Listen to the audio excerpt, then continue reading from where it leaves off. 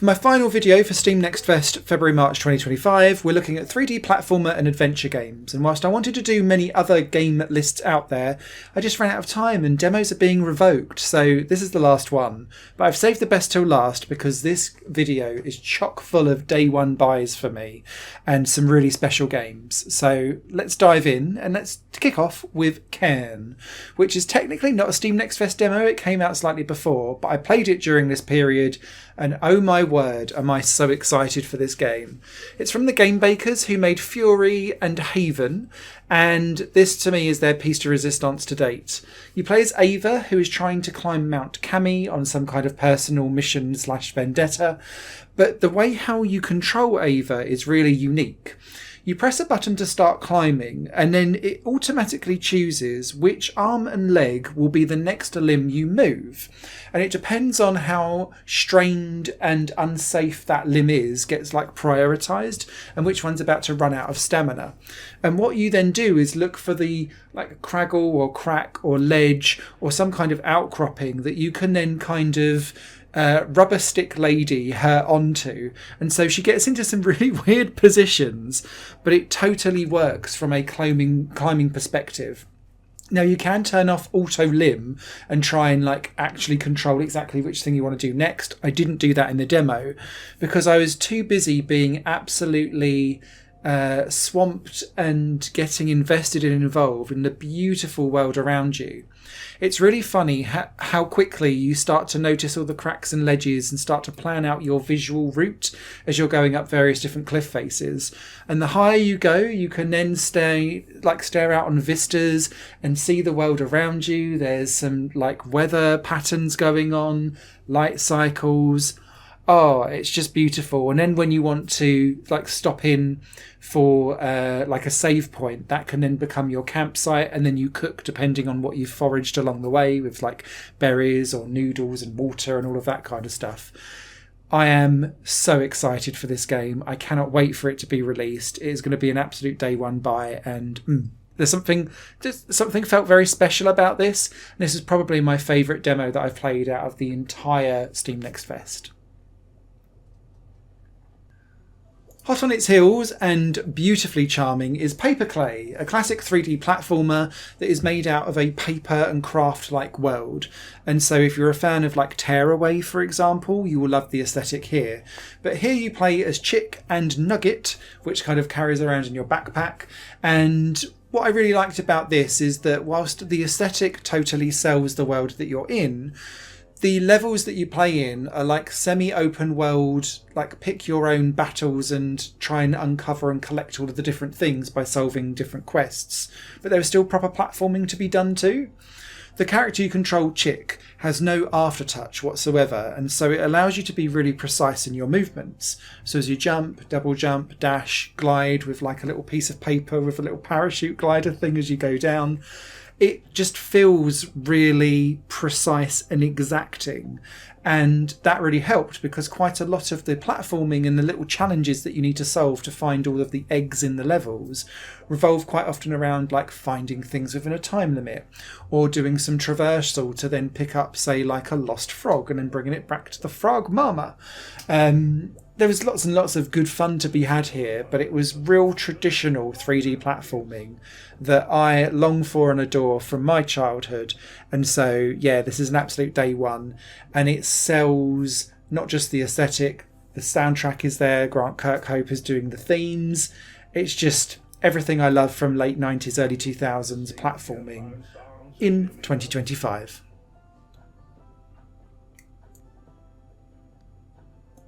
The next game on this list was a total new surprise for me, and it's called the Knightling, and I'd not heard of it before. It's an open world action-adventure game that utterly sells its aesthetic and the world around it, and I just found totally engrossing. You play as the Knightling and your shield talks to you. But what I really loved about this is that you can like jump, double jump, and then press a button to then use your shield as like a bobsleigh. And so because there's quite a lot of hills and traversal around the Knightling, you can then just bobsleigh your way from like town to town. And it was fast and fluid and fun and silly. but utterly charming and engrossing at the same time. Combat requires you to like power slam your shield around, but then you can turn it almost into like a boomerang to then do some ranged attacks as well, which were far quicker but much less powerful. And chatting to all of the different people in the world around you, it had like a cheeky humour to it that felt quite British to me, actually, in the way how it was kind of a little bit carry on with like double entendres and calling people stupid and like a little bit of like comedic slapstick in your face as well. So it just sold a really beautiful world. And I have to say the soundtrack for this game stood out to me too. And the way how you kind of moved from village to village, each one had its own theme. It seemed really grand. And so I can't wait to get stuck into the Knightling whenever that gets released, because I had a blast playing this demo. Ruffy and the Riverside has been a game that has been on my Twitter feed for absolutely ages, but I've still never played the demo until now. And I have to say it delivers in absolute spades. It was a really impressive demo. Ruffy and the Riverside is primarily a 3D platforming adventure game, but there are 2D levels and elements in it too. But the demo itself was largely 3D. And it introduces you to lots of different interesting mechanics, and the unique one that stands out here is the swap mechanic. And the idea with this is that you're able to scan the environment around you, and there's elements of it that you can kind of suck in and then shoot it back out like a throw, and it swaps elements of the world around. So really early on, you've got a waterfall that you can then suck in some vines and shoot it to the waterfall and turn the waterfall into vines that you can then jump to and climb up. You're then doing that with like patterns on the wall, or you can swap out stone castles and turn it into a sand castle. And it's really playful to just muck about with that mechanic and see how you can transform the world around you. But that's only part of what's going on in the world, because there is a fully fledged 3D platformer going on where you're trying to collect various different like coins and stuff to open up new levels and new worlds. There's an overworld map for you to wander around in as well. It felt precise and responsive, and Paperklay that I said earlier on in the video was really exacting with no aftertouch. Ruffy does have a little bit of aftertouch, but it's a much faster movement in the game, and so it feels right to have a little bit of aftertouch in Ruffy, whereas it didn't with Paperklay because it's much slower in terms of how you move around the game.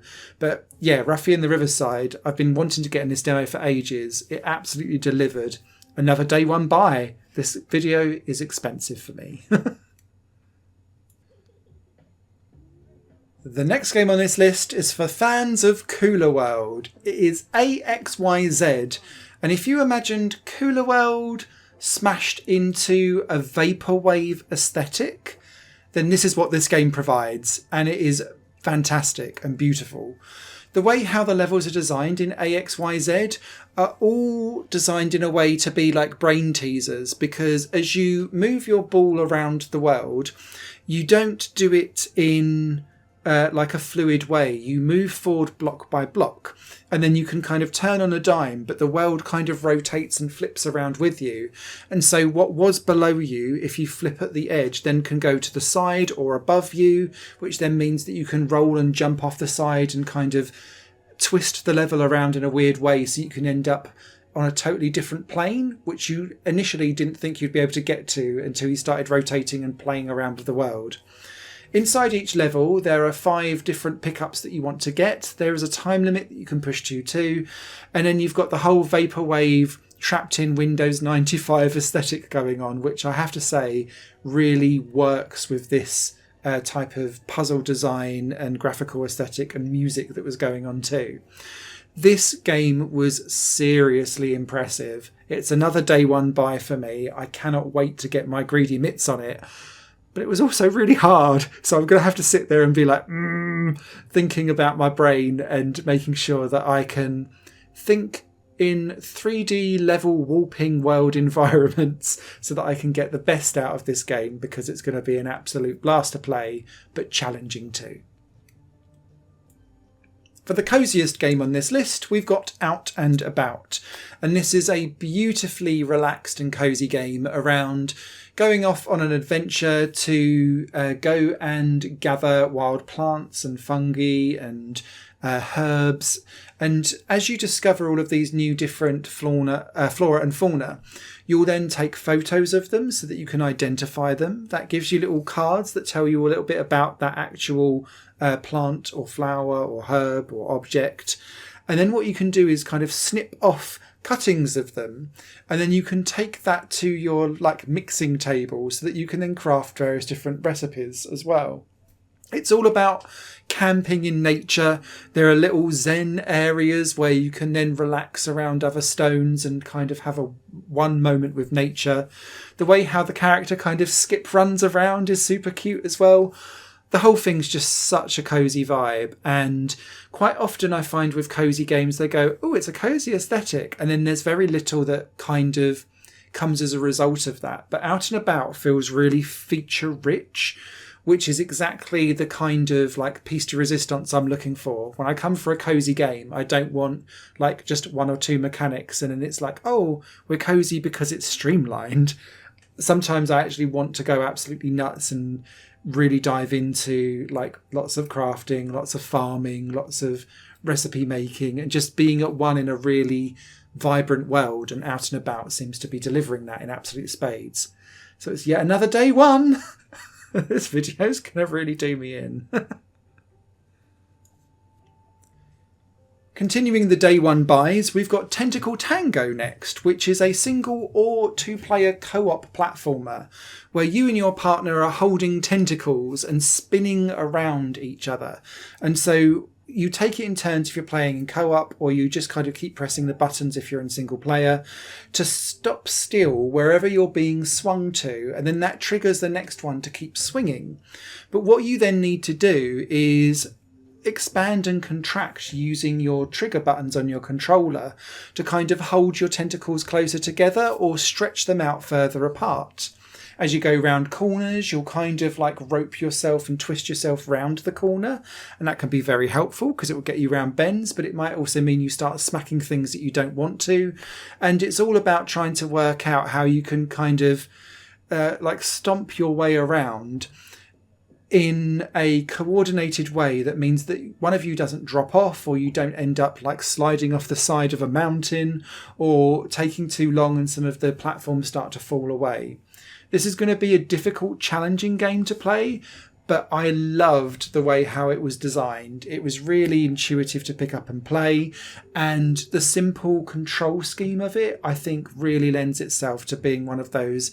It looks simple to do, but actually making it work is going to be an absolute nightmare, particularly if you're playing in co-op, because this will be one where you'll end up shouting at each other more often than not.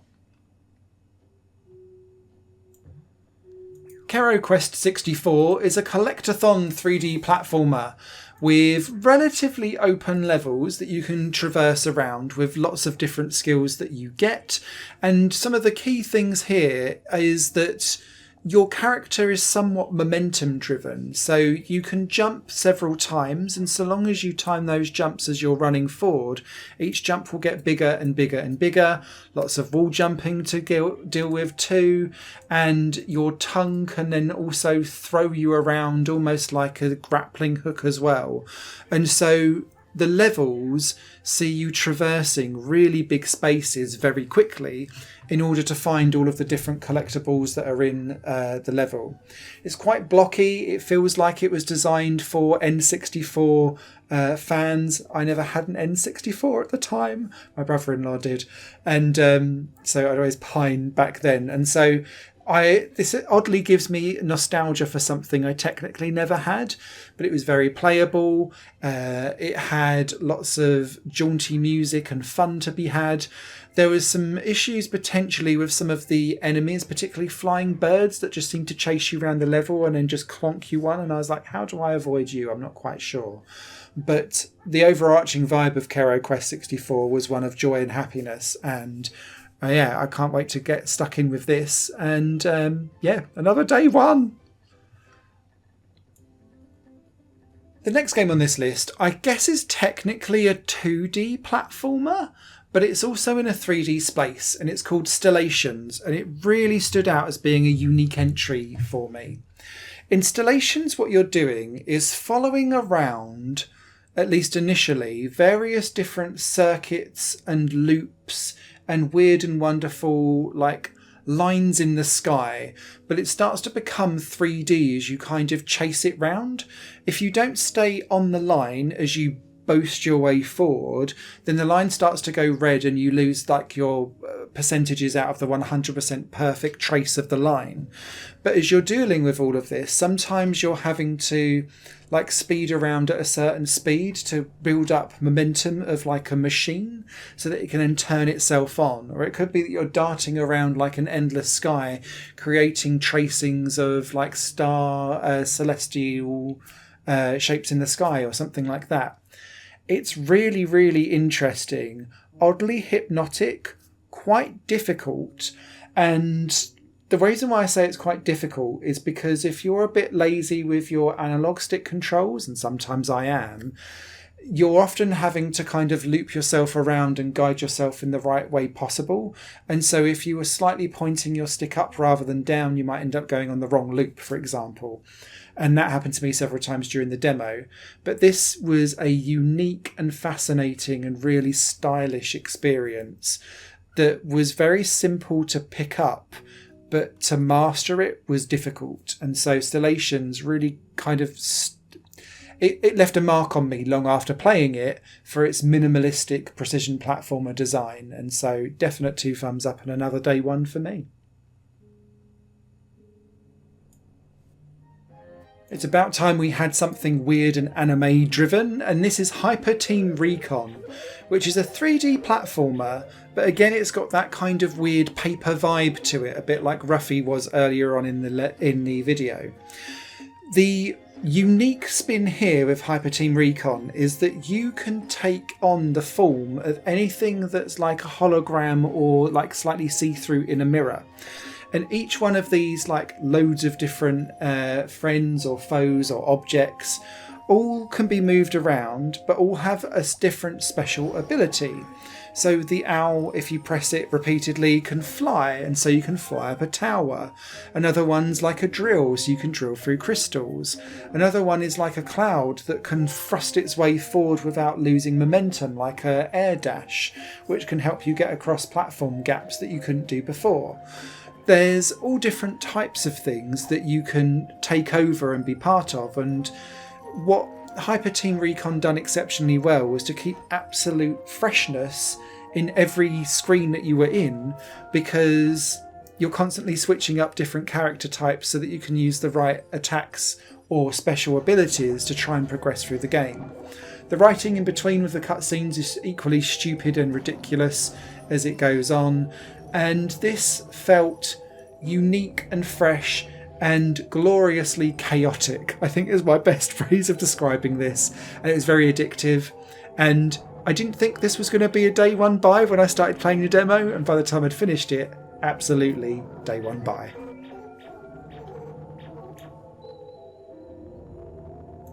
I still have so much trauma and have still never completed Biped 1.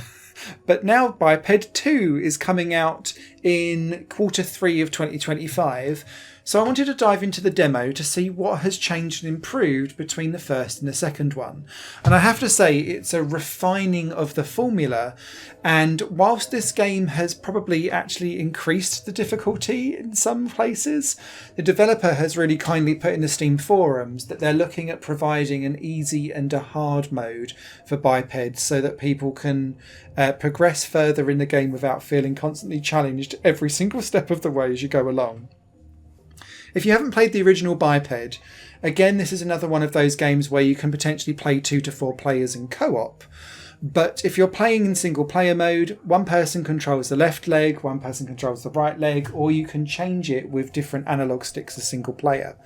And so what you're trying to do is muster the way how you can move forward. You can press forward both analog sticks on flat land to kind of skate through, and that is definitely a preferred option for a lot of the traversal. But quite a lot of the level design in Biped 2 is all around weight and physics of how you use your legs. And so what you do is kind of like stick out your right leg to the right hand side when you're on like a turning cylinder, which has got like gaps in, so that it can start to roll, so that the platform that you need to get to kind of rolls to the top. But as soon as you start rolling, you're going to fall off the edge, so then you have to kind of walk forward and make sure that you pace it right so that you don't then fall off the side. It's incredibly difficult and very rewarding when you get it right, but there is absolutely a difficulty curve with this game that will put some people off. So think of this more around co-op hardcore action adventure gaming than kind of that cutesy aesthetic of, oh, it looks like a cute robot with little legs on.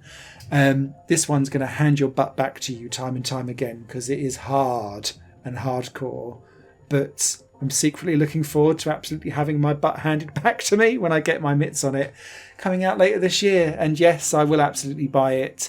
And yes, I will probably never finish it because it will do me in.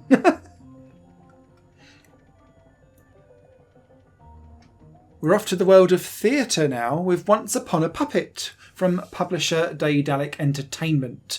And sometimes Daedalic stray away from their point and click adventures, and they can be a bit hit and miss with how their platforming games that they support get released. But I'm really pleased to say that this is safe and sound and really inventive in the things that it does. You play as a puppet, and there's a little hand that follows it around above it. And the strings, obviously, that pull the puppet around can be upgraded, and then they unlock new moves for you. So, for example, you can kind of tie your strings to various different objects and then catapult yourselves over big jumps, or you can use it to kind of pull objects off of the like ledges around you. It's really inventive in the theatrical on-stage type of approach to the level design, the world design, and just the general graphics and feel of the game. It feels quite oppressive because everything is like trashed up everywhere, which gave me a little bit of a nod to Deponia potentially, and I'm not saying that everything from Daedalic ends up there, but you can kind of see little nods to things previously. And I just found the world really inventive and I'm not going to say innovative because we've done puppet games before, but I just really liked the theming of how absolutely everything in this game made you think about the theatre and the stage and like the loss of art, I guess, over time. This game also features quite a lot of stealth. So if you're a fan of stealth in your 3D platforming and adventure games, then this is probably the one on the list for you.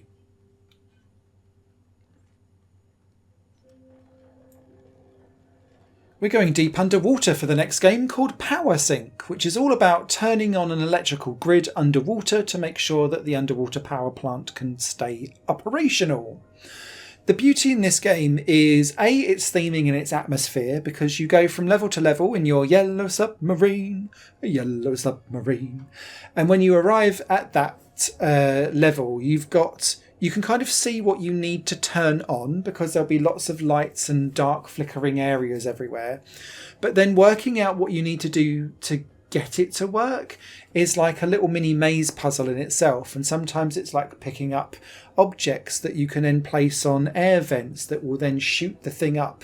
And then you might need to turn on like a wall for it to then bounce off of, so that it drops down into the slot that will then power the energy core, that will turn on something else that will then allow some platforms to start moving around that gains you access to a new part of the level, for example. I found this really well designed. It was clever. It felt unique, and I think that's probably in part to the theming more than the actual gameplay mechanics themselves. But again, super engrossed into it. I was sold on the vibe, and I also quite like the fact that quite often it was less around having to be really precise and fast and speedy in your platforming. It was about being methodical in getting to the end solution, and that's why Power Sync is going to be an absolute easy buy for me when it comes out, whenever it will do. It's currently showing as coming soon, so God knows when.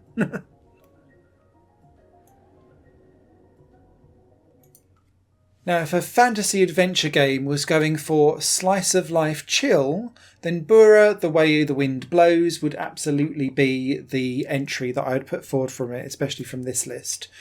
Bura, The Way the Wind Blows is an open exploration adventure game where you play as a cute child exploring the Adriatic coast, and it's all around the Mediterranean folk tales of the world, which is kind of a nice world that we've not really seen explored in games. And what I quite liked about this is as you kind of jump around, you can then press an action button to unleash like a hang glider. And so you can kind of hang glide your way around the level. And because wind is such a big feature in this game, the wind will then come in and kind of blast you back off and away again. And so you can kind of fly around and do all kinds of weird and wonderful things. I found this game to be utterly charming in terms of the world and the environment, and it really made me want to explore more. I did run into quite a lot of technical issues with my button presses not being registered though. And so whilst I appreciate this is extremely early on in its game development, I assume, because it's another one of those with no official release date, there's so much potential here that made me very excited. So definitely on my wish list, keeping a good eye on this one, because this has potential to be another special game.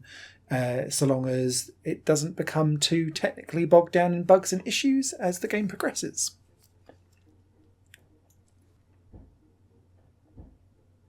The second and final game where you will also be gliding around everywhere is Soar, Pillars of Tasneem. And this game reminds me heavily of the game Air, A-E-R, which I have reviewed and very much enjoyed on Higher Plane Games several years ago. This doesn't quite reach the same level of heights as Air for me at the moment, but it's quite difficult to determine that in just a pure demo. But this game has two very distinct elements of puzzle platforming to it. The first thing is around traversal inside little mini islands, and as you do this you're collecting these kind of golden orbs which will then dissolve like purple globs everywhere, as if that's like a disease in the world. And then once you clear these kind of internal caves and little villages that's full of all of this, and that involves a lot of wall jumping, wall running, and double jumps, and kind of making sure that you land in the right place. And the physics are quite floaty and very airy, but again. Once you then break out of these areas, you can then transform into a cool dragon, which will then fly around all of these levels that you've just spent the last 20 minutes trying to get around, and they look tiny. And so what excites me most about Soar Pillars of Tasneem is the sheer scope of going from feeling like you're in a really big level walking it to then just as a dragon speeding over entire swathes of levels that you can then go and explore and interact with. And so again, lots of potential and excitement, and I hope it does capture that mystical otherworld etherealness that Air did so well. This game feels like it's veering towards that kind of style and art and general world feeling, and I just hope it can deliver on it.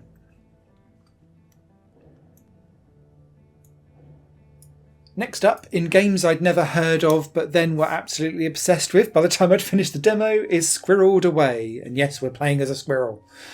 The beauty of Squirrelled Away though, and it took me a while to get used to it, is how you can climb up so many different wooden objects without having to think about jumping on them, because you just cling to them and then can kind of climb up and then kind of climb around things. So you can go up tree trunks or inside tree trunks, or kind of hang off the edge underneath things if it makes sense to do so.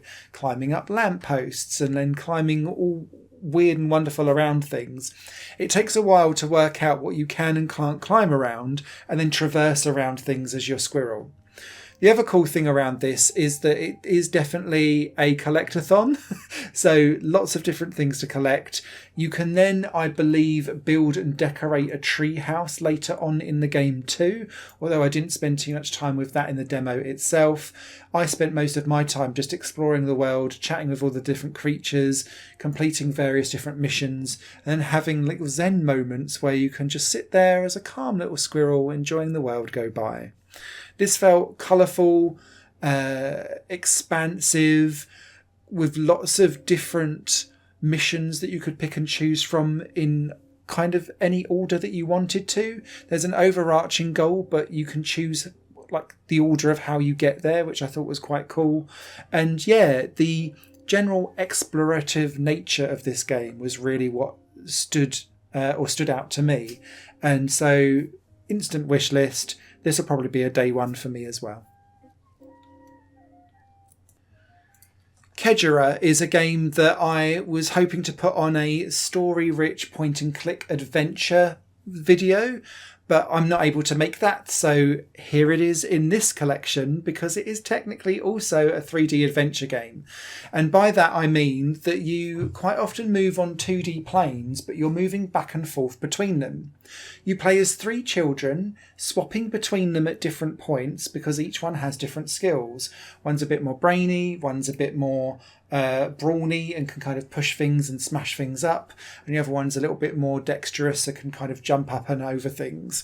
And so working out which one of the 3 kids that you want to use, or how you can combine them together to get like up like high cliffs, for example, by giving a bunk up, and then working out like which way to go in like the haunted forest or cursed forest that you're dealing with near your village. This is an extremely story-heavy game, so expect lots of dialogue, lots of puzzle solving, and whilst the movement in this game left a little bit to be desired, the overarching vibe of this being a mysterious, slightly like made-for-children's haunted style game really made me go, there's something quite juicy here. I'm not saying it's like Oxenfree, because Oxenfree I think goes harder than this. But if Oxenfree was made for 8 to 10-year-olds, Kejora would probably be what you'd play. The next game is called The Bench, and it's a really difficult game, A, to describe, but B, to pick in genres, because it's a comedy puzzle adventure game taking place in an entirely 3D world, but you don't move. Instead, you're escaping an old people's home and you teleport from park bench to park bench around the world. And what you need to be able to do is A, visually see which park bench you're going to try to teleport to next. And the way how you move around and interact with the world around you is with a set of pigeons that you can pick up by your feet, or like throw breadcrumbs to take them into certain situations so that they can trigger events to happen. And you can either throw the pigeon at something, or you can aim it so that it can then go and hit something, pick it up and collect it and bring it back that you can then use it for. But you're technically stationary because you're on these benches all the way through the game. Now, I've seen some of the screenshots that show that this game does open up a little bit more beyond just sitting on benches and throwing around pigeons. But the world was comedically stupid and funny. I really like the uniqueness of how this game comes across. But it's not technically a platformer. It is an adventure game in 3D, but it's really a comedic puzzle game of toss the pigeon and see what happens. And there's nothing out there quite like it. And so from that perspective, The Bench absolutely had me enthralled in trying to see what stupid things I could do with it, and kind of just wrestling with its unique mechanics. Because when a game comes along that is just so different from anything else you've ever played before, it takes a little while to kind of go, okay, like what am I doing here and how do I work it? And once I got used to The Bench, it was like a pigeon playground of carnage that I very much enjoyed. We're going proper icy and wintry for Snowman Mo that's up next, and this is a 3D adventure game seen largely from an isometric perspective, but you are moving back and forth around 3D environments as a snowman who I swear gets killed in the opening cutscene, and then you see him with like a stitched up head looking a bit like Frankenstein afterwards. Very traumatic, especially for what's essentially a very like fun cutesy kid game. And I was like, oh my god, we killed the character at the beginning. But once you get beyond that, it opens up into a really easy to understand and pick up and just play adventure platformer. My main singular worry with this game is that every enemy attack and kind of battle devolves into a snowball fight. And that works when you're thinking about theming, but it essentially meant that you press a button to pick up a snowball and then just aim and press a button to throw it. And beyond that, there was very little progression in terms of combat across the demo. And so I'd like to see a little bit more meat on the bones in the full game whenever that comes out during 2025, which is when its release date is slated for. Mashina is up next, and this is a faux pas from me because I thought this was a 3D digging and exploring the world game, and it kind of is, but it kind of isn't. This is largely a 2D dig game where you're drilling down various different environments, collecting different resources, trying to fit them in your backpack that you can expand with the different resources and minerals that you dig up. And then once you come back up into the surface again, you are then in a 3D town where you can then go and chat to different vendors, pick up different quests, upgrade your equipment, and so on and so forth. And so it's a mixture of a 2D cool dig 'em up world and then a 3D town that's on top that you can maneuver around and do different things in. What clearly stands out is the visual way how this game has been built, with stop motion graphics and like real world kind of strange objects. The voiceover is really creepy robot all the way throughout, and everyone's got like a stilt to it that makes me feel like I want to go in a shower and wash them off me. And it all adds to this kind of quirky, otherworld, slightly unnerving vibe that really sells Mashina's whole demeanour, I think. And so whilst I was intrigued with the gameplay, it was actually the world and inhabiting it that is really what sold the game to me. And so it's definitely on my wish list, and I'll likely pick it up not too long after it's released. Can it be a 3D puzzle platformer and adventure game list without having some kind of marble ball rolling game in there? Probably not. And for this Steam Next Fest, it was Marble Dash that I gave a go at to pick up. And I quite liked the game, but it was exceptionally floaty and slippery in terms of the physics and the manoeuvrability of your marble. And it was almost as if I get that the title is called Marble Dash, but the marble was going too fast for its own good for the level designs of what was being designed. I think that was intentional so that it can try and catch you out, because during the demo it starts to introduce different types of surfaces. And so there was a level where there was sheet ice across the floor. And then if you took it too slowly to try and be precise, there were fans that would then blow you back again. So then it was like, right, you're going to just have to like bomb it and dash your way through and hope for the best. And for me, that kind of made it feel a little bit like it was too unhinged for its own good. And that didn't really land well for me. I think other players might enjoy that a bit more.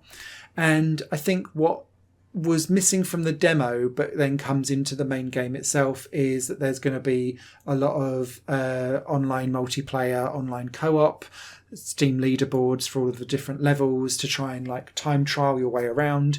And so Marble Dash probably adds an awful lot in that environment, and therefore if they can just tighten up a little bit that physics of the movement, I think there's a really great game here. But yeah, it was a little bit too fast and chaotic for my personal tastes, but your mileage will vary.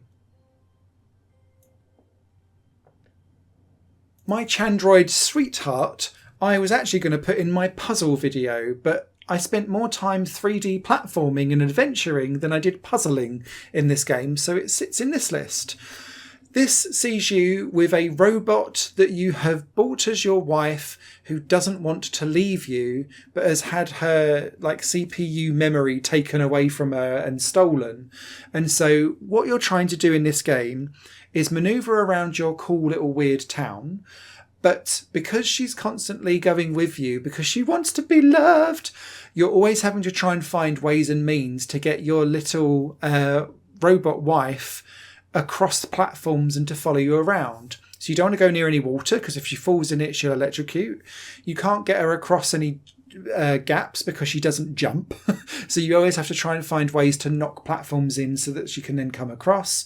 And yeah, between that and the slightly pervy writing, this had some stupid vibes that I very much enjoyed. I also liked a camera with selfie mode, which was quite good fun as well.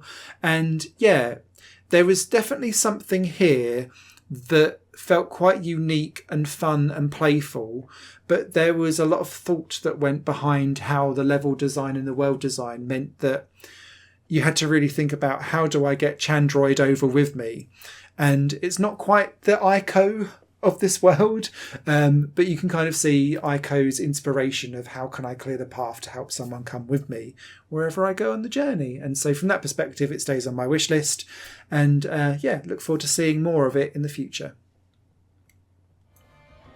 The next two games on this list are actually games that I had played demos for other videos, but I've not been able to make those videos before Steam Next Fest finished, so unfortunately I've just shoved them in here.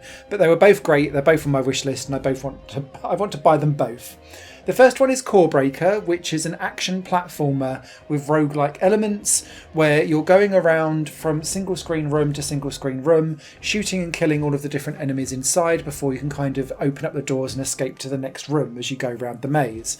This was really robust and like you was able to move and shoot on a dime, really responsive, fast, frantic, and I really like the way how the enemies can kind of come at you from all different angles and kind of chase you around the screen. Nothing sits and waits for you. As soon as it knows you're in there and you're within its view, it will not stop until it kills you or you kill it first. And so it was really satisfying to play, and I really liked the fact that there were loads of permanent upgrades for your character, as well as loads of different weapons to choose from too, and you could swap them in and out really, really quickly. So 2 thumbs up from Core Breaker, really interesting and fascinating game. The second game that I've just shoved in on here is called Space Sprouts, and this is a 2D physics platform adventure game with loads and loads of things to explore, collect, and kind of trigger. It's one of those games where you want to explore every nook and cranny of every screen because so much of it is interactive, even though it doesn't necessarily cue itself up as being interactive. And then inside there you can find all kinds of weird hidden lore, or like do weird things with some of the stuff that you'll have found in the corners of the screen. And because everything is like a physics playground to some degree, it rewards experimentation and playing around with weird and wonderful things and trying out stuff that you kind of go, would that even work? Yeah, it probably will. And that was half the fun.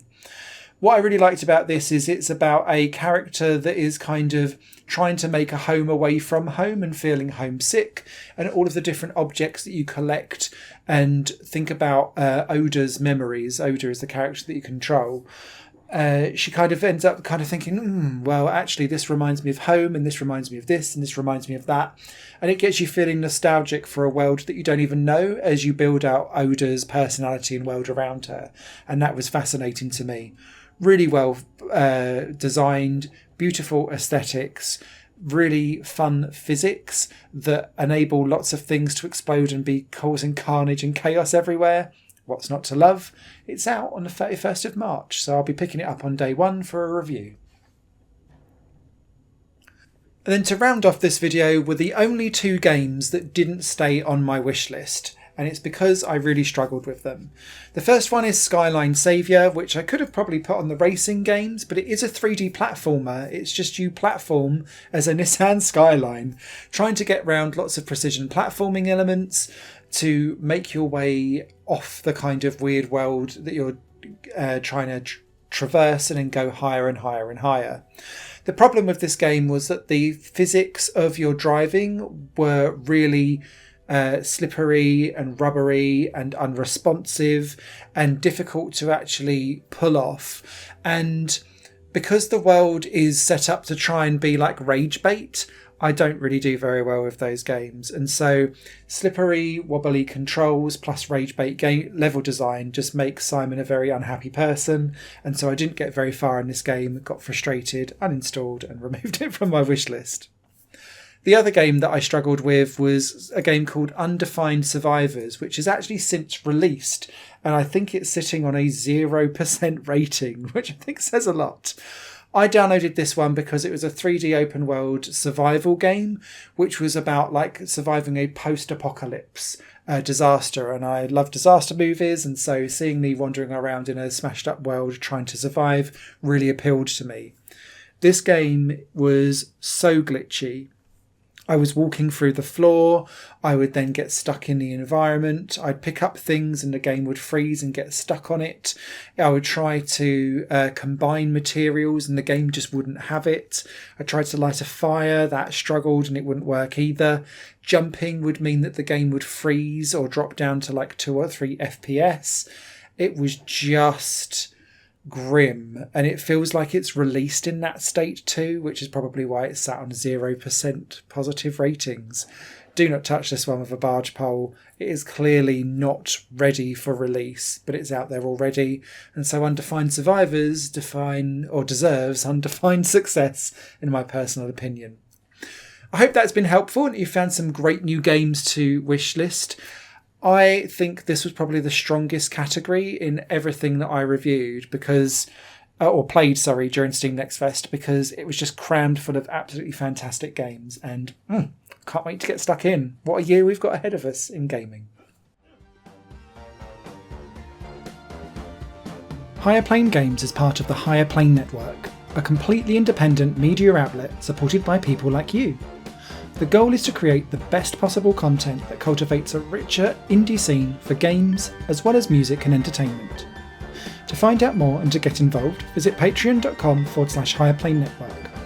Your support makes all the difference, and in return you'll gain access to bonus content and downloads. Thank you for watching.